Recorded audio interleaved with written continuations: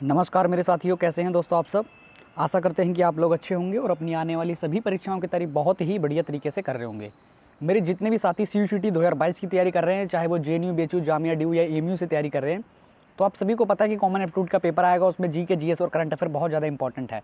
तो आज उसी श्रृंखला को पूरा करने के लिए आज जो आपकी करंट अफेयर की क्लास जा रही है, 21 जनवरी की इंपॉर्टेंट करंट अफेयर्स होंगी और स्टैटिक GK के जितने पार्ट हैं और जनरल अवेयरनेस हो गई, ये सभी को मैंने एक फॉर्मेट में रखा है और आपके सामने प्रस्तुत कर रहा हूँ। इसमें 25 क्वेश्चंस होंगे। आपको स्कोर बताना है, आपका कितना स्कोर रहता है। कमेंट बॉक्स में कमेंट करेंगे, एक प्यारा सा कमेंट करिए जो भी आपका हो इस मॉक टेस्ट के रिलेटेड, समझ के। तो बिल्कुल शुरू करते हैं। आपने सबसे पहले हम करेंगे करंट अफेयर इंपॉर्टेंट होंगी, वो आप सभी के CUCT एग्जाम के लिए बहुत ज़रूरी है। तो जितने भी CUCT की तैयारी कर रहे हैं, ये इंपॉर्टेंट करंट अफेयर्स और GK जरूर करा करिए। आपकी 6:30 बजे से 6 से 6:30 बजे के बीच में शाम के समय में क्लास होती है GK GS की। और बात करें, इतनी इंपॉर्टेंट होती है कि आप कॉमन एप्टीट्यूड का पेपर देंगे तो आपको वहाँ पे पता चलेगा कि हाँ, हमें जो करंट अफेयर्स है और GK GS है, कितना पार्ट हमारे वहाँ पर इंपॉर्टेंट है, समझ गए। बिल्कुल शुरू करते हैं अपना फिर हम करंट अफेयर और GK GS का पहला सेक्शन। क्वेश्चन नंबर पहला है आप सभी की स्क्रीन पर और यहाँ आपसे पूछा गया कि हाल ही में किसने जागरूक वोटर अभियान शुरू किया। तो जागरूक वोटर अभियान जो है यहाँ पर शुरू किया है किसने? फेसबुक ने, ट्विटर ने, व्हाट्सअप ने, या इनमें से कोई नहीं। तो बताइए आप में से इसका सही विकल्प क्या बता रहे हैं आप सभी। तो बिल्कुल इसका जो सही विकल्प हो जाएगा ऑप्शन नंबर बी हो जाएगा। हाल ही में जो है जागरूक वोटर अभियान जो है ट्विटर ने शुरू किया है। इसका जो मतलब इंपॉर्टेंट फैक्ट होगा वो मैं आपको जो है ऐसे करके दे दिया है और अब इसी में ही मैं बता दिया आपको। ट्विटर की स्थापना हुई थी 2006 में और हेडक्वार्टर की बात करें तो सैन फ्रांसिस्को और CEO की बात करें तो पराग अग्रवाल ट्विटर के CEO हैं, समझ के। बिल्कुल इंपॉर्टेंट है और इसकी PDF आपको टेलीग्राम चैनल पर मिल जाएगी। क्वेश्चन नंबर दूसरा है, हाल ही में AFC महिला फुटबॉल एशिया कप 2020 की मेज़बानी कौन करेगा।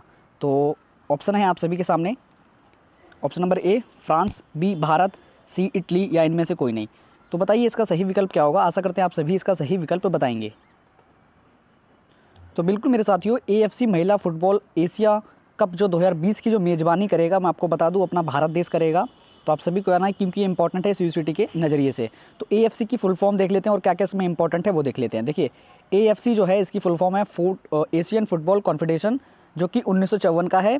और इसका जो हम बात करें हेडक्वार्टर की तो मलेशिया, और प्रेसिडेंट की बात करें तो सलमान बिन इब्राहिम अली खलीफा। बिल्कुल ये इसके जो हैं प्रेसिडेंट हैं। तो इंपॉर्टेंट जो FCI का था सभी मैंने आपको बता दिया। क्वेश्चन नंबर तीसरा है, हाल ही में कौन ICC T20 women's team of the year से शामिल है। वीमेन ऑफ द ईयर में शामिल हुई है मतलब एक गर्ल्स हैं। आपको बताना है इनमें से कौन शामिल हुई है। देखिए, option number A Shafali Verma, B Smriti Mandhana, या C मिथाली राज, या इनमें से कोई नहीं। तो बताइए इसमें सही विकल्प क्या होगा। बिल्कुल मेरे साथियों, इसमें जो सही विकल्प चलाएगा ऑप्शन नंबर B पे चला जाएगा। जो हाल ही में ICC T20 women's of the year जो है, वुमेंस ऑफ द ईयर में शामिल हुई हैं स्मृति मंधाना, जो कि इंडियन क्रिकेट टीम की जो हैं इंपॉर्टेंट प्लेयर हैं, समझ गए। बिल्कुल इनको जो है इसमें शामिल किया गया है और B ऑप्शन इसका सही होगा।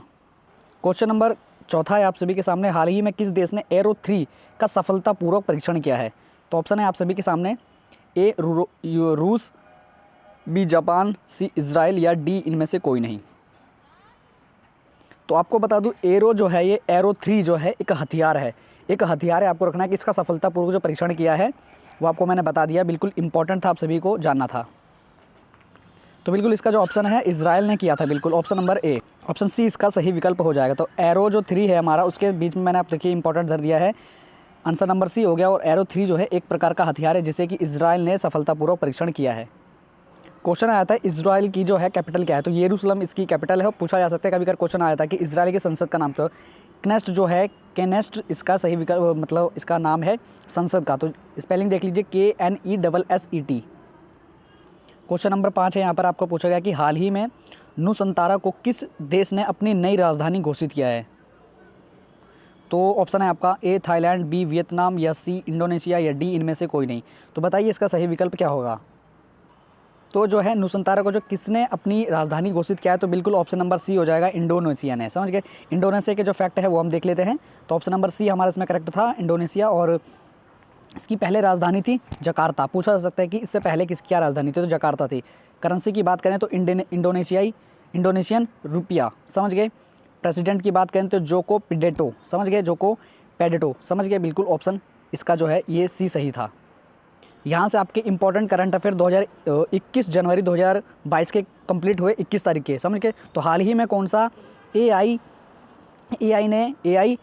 अपनाने वाले शीर्ष 10 बेसिक, इसमें दोस्तों थोड़ा गलत है, देशों में शामिल है। तो मैं आपको इसे कंफर्म करके बताता हूँ। देखिए, तो ऑप्शन नंबर ए है आपका श्रीलंका, बी भारत, सी बांग्लादेश या डी इनमें से कोई नहीं।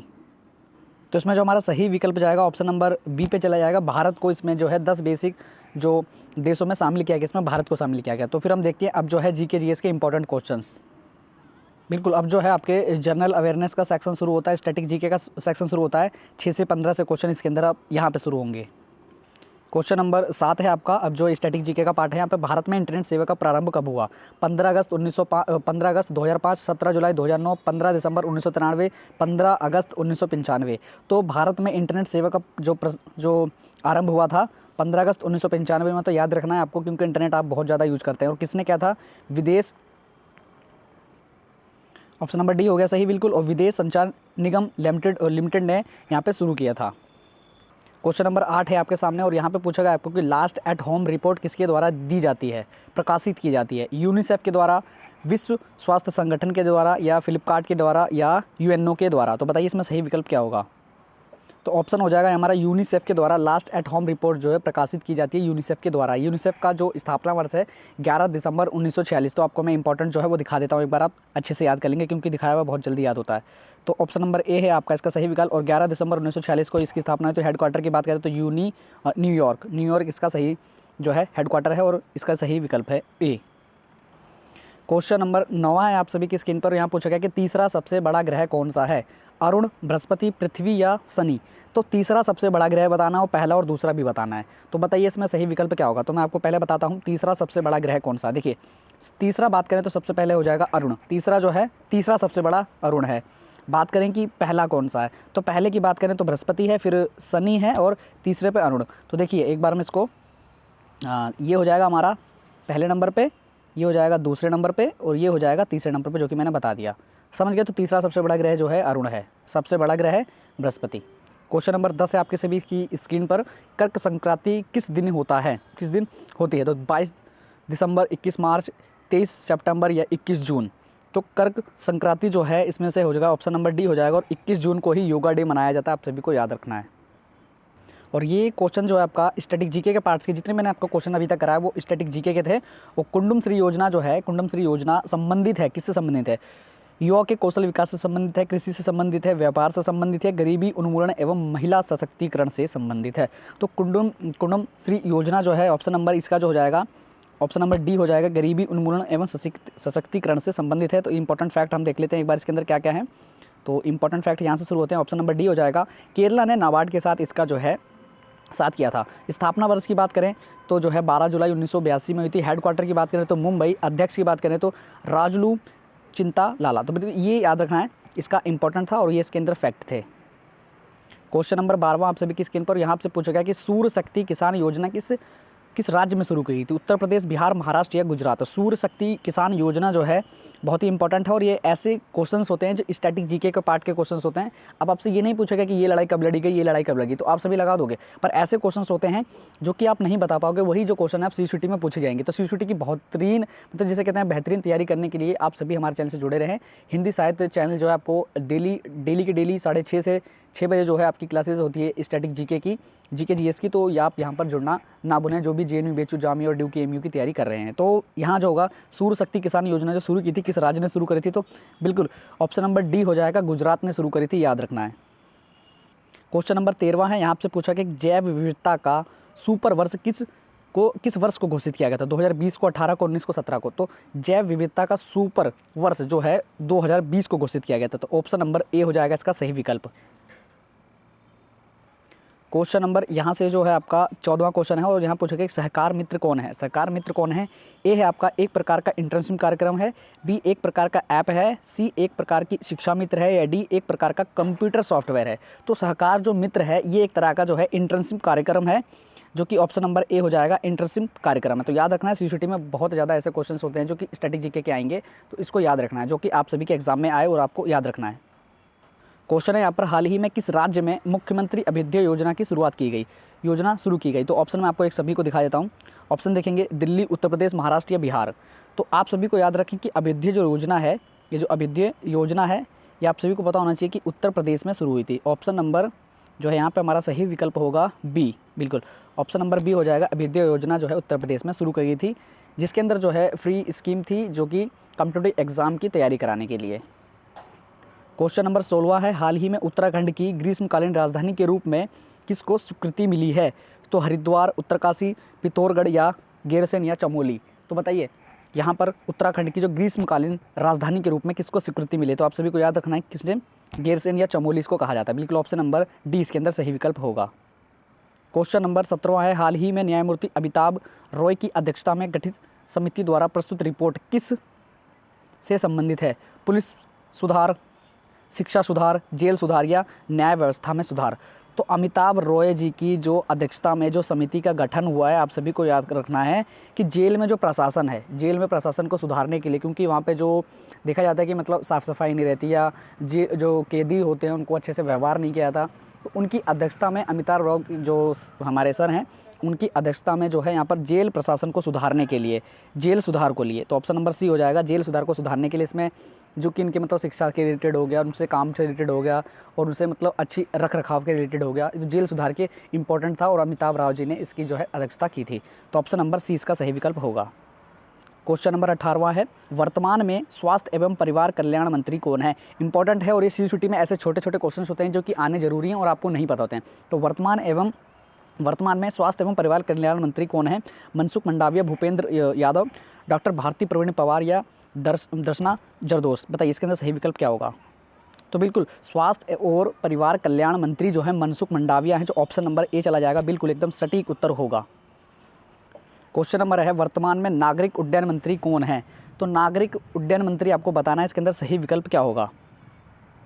क्वेश्चन नंबर 19वां है, यहाँ आपसे पूछा गया कि वर्तमान में नागरिक उड्डयन मंत्री कौन है। तो इसके अंदर मैं आपको बता दूं, इसमें जो सही विकल्प होगा, आप सभी को जरा सा भी मतलब घबराना नहीं है और याद करना है। नागरिक उड्डयन मंत्री जो है ज्योतिरादित्य सिंधिया, इसके अंदर जो है इस ऑप्शन नंबर सी एकदम सही होगा, बिल्कुल option number C. Question number 20 है, यहाँ पर वर्तमान में आवास और शहरी मामलों के मंत्री कौन है? रामचंद्र प्रसाद सिंह, राम कुमार सिंह, हरदीप सिंह पुरी या सर्बानंद सोनोवाल। तो वर्तमान में आवास और शहरी मामलों के मंत्री जो हैं हरदीप सिंह पुरी हैं, ऑप्शन नंबर सी हो जाएगा, बिल्कुल correct answer. Important full forms को मैंने इसके अंदर ऐड किया है जो कि कॉम्पिटिटिव एग्जाम में देखने को मिलती हैं और ये सी जो कि आपके सीयूईटी होने वाला है, सीयूईटी 2022 में भी पूछने की बहुत ज़्यादा संभावना है। तो सीएपीएफ का पूर्ण रूप क्या है? तो बताइए, सेंट्रल आर्म्ड पुलिस फोर्स या सेंट्रल एजेंसी पुलिस फोर्स या सेंट्रल आर्मी पुलिस फोर्स या सेंट्रल आर्म्ड पुलिस फिशिंग। तो बताइए इसके अंदर सही विकल्प क्या होगा? तो ऑप्शन नंबर ए हो जाएगा, सेंट्रल आर्म्ड पुलिस फोर्सेस, बिल्कुल option number A. Question number 22 है, यहाँ पर आपको कॉर्पोरेट अफेयर्स मिनिस्टर कौन है इस समय? तो आपको बताना है, ए नितिन गडकरी या बी पीयूष गोयल या सी निर्मला सीतारमण या डी बीएल वर्मा। तो कॉर्पोरेट और अफेयर्स के जो मिनिस्ट्री है जो आपके जो पास है, किसके पास है, जो कि आप सभी को पता है वित्त मंत्री Nirmala Sitharaman, option number C हो जाएगा, जो कि इस समय जो हैं अपने ऑप्शन नंबर वित्त मंत्री भी हैं। तो ऑप्शन मैंने इसके अंदर फैक्ट में भी डाल दिया तो आप सभी को याद भी रहेगा। क्वेश्चन नंबर 23 है, महिला एवं बाल विकास मंत्री कौन है? अर्जुन मुंडा, स्मृति जुबिनी ईरानी या रामदास या प्रतिमा। तो मैं आपको बता दूं, इसमें महिला एवं विकास मंत्री जो हैं इसमें स्मृति जुबिन ईरानी हैं, ऑप्शन नंबर बी हो जाएगा। महिला एवं बाल विकास मंत्री स्मृति जुबिन ईरानी, बिल्कुल ये याद रखना है आपको। क्वेश्चन नंबर 24वां है, पापीकोंडा नेशनल पार्क भारत के किस भाग में स्थित है? पुडुचेरी, नागालैंड, तेलंगाना या आंध्र प्रदेश। तो बताइए सही विकल्प क्या होगा? तो मैं आपको बता दूं कि पापीकोंडा जो नेशनल पार्क है आप सभी को याद होना चाहिए, ऑप्शन नंबर डी हो जाएगा। यहाँ पर आंध्र प्रदेश आप सभी को याद रखना है, कौन सा? आंध्र प्रदेश। तो यहाँ पे जो हमारा आंध्र प्रदेश, डी ऑप्शन एकदम ठीक हो जाएगा। इंपॉर्टेंट मैंने यहाँ पे 25वां क्वेश्चन रखा है करेंसी से रिलेटेड। तो आपको बताना है भाट जो है ये किस देश की मुद्रा है? इंडोनेशिया, नीदरलैंड या थाईलैंड या स्लोवाकिया। तो बताना है इसमें क्या होगा। तो ऑप्शन इसके अंदर सी हो जाएगा, थाईलैंड की मुद्रा है भाट, जो कि याद रखना है। और इसके जो इंपॉर्टेंट फैक्ट हैं आपको मैंने बता दिए हैं। बाकी भाट जो है थाईलैंड की मुद्रा है। तो इंपॉर्टेंट जो भी हमारे 25 क्वेश्चन थे मैंने 15 मिनट में कवर करा दिए। कहने का मतलब है कि 25 मिनट में अगर 25 क्वेश्चंस हों तो भी ठीक है, पर हमने यहाँ पे 10 मिनट पहले ही करा दिए, तो 15 मिनट में 25 क्वेश्चन कंप्लीट हुए। और मैं आप सभी को बता दूँ, रोज़ ये क्लास लगती है, आज थोड़ी लेट हो गई, और आशा करते हैं आप सभी को ये क्लास अच्छी लगी होगी। तो इसलिए लाइक शेयर सब्सक्राइब करते रहें, और चैनल पर नए हैं तो चैनल को सब्सक्राइब जरूर कर लें, क्योंकि डेली टू डेली आपको जो है सीयू सेट की तैयारी के लिए, 2022 की तैयारी के लिए आपको यहाँ पे जीके जीएस और करंट अफेयर का सेक्शन मिलता ही रहेगा। बिल्कुल मतलब हमारी पूरी अपार सफलता रहती है यही कि आप सभी को अच्छे से तैयारी कराई जाए और आप सभी को एक अच्छी यूनिवर्सिटी में एडमिशन दिलाई जाए। तो बिल्कुल आज की वीडियो को यहीं पे एंड करेंगे, और आप सभी का अगर कोई कमेंट हो तो कमेंट बॉक्स में कमेंट कर देना, उसका रिप्लाई दिया जाएगा, और नए हो तो सब्सक्राइब जरूर कर लेना। बिल्कुल आज की वीडियो को यहीं पे एंड करते हैं। जय हिंद, जय भारत।